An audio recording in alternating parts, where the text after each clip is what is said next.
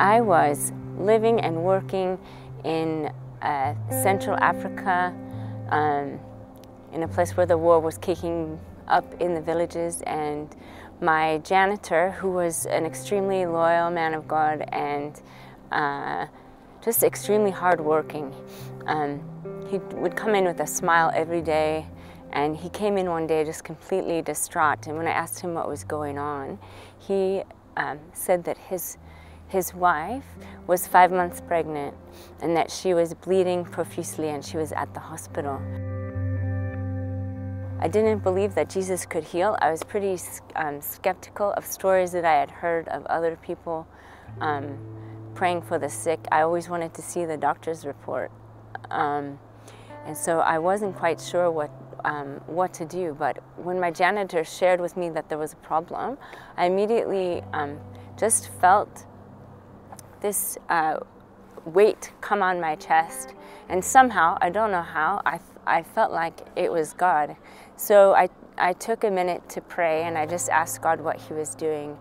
And I heard him say, no. I thought, I don't know what you mean, no. And he said, would you take Diomed and his wife to the hospital to get the test run? Would you go with him to be with her? So I went to the hospital and dropped my work for the day, and when I arrived, the doctor came out and said that the baby was dead in her womb. They were 5 months pregnant, and that the wife had hepatitis B, and that's the reason why the baby had died. And so he was going to prescribe her the medicine to get rid of the hepatitis B, but there was nothing that they could do to save the baby, so he had to prescribe her that natural abortion medications. And those 2 drugs were going to cost them 2 months' salary. And you know, as soon as we heard the news, I started weeping.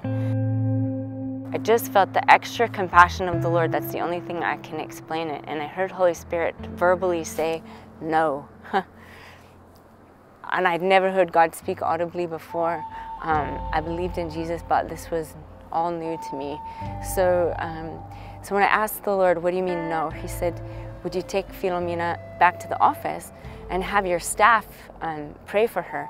Well, my janitor and his wife, they were of the opposing tribe in the country that had staged a violent coup 2 years prior, and so the rest of my staff did not trust my janitor and his wife at all. And I told Jesus that this was a bad idea to take them back to the office and pray for them, but he still wanted me to. So I took them back to the office, and as we gathered around to pray, I was able to get 12 out of the 13 of my staff to go to the conference room and pray with me.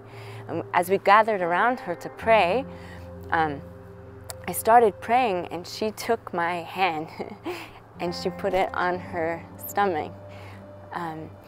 And as we prayed, I felt an electric shock go through my hand, and I had no idea what that meant. And I asked the Lord what was going on, and he said, I just healed Philomena of the hepatitis B, and her baby is now alive.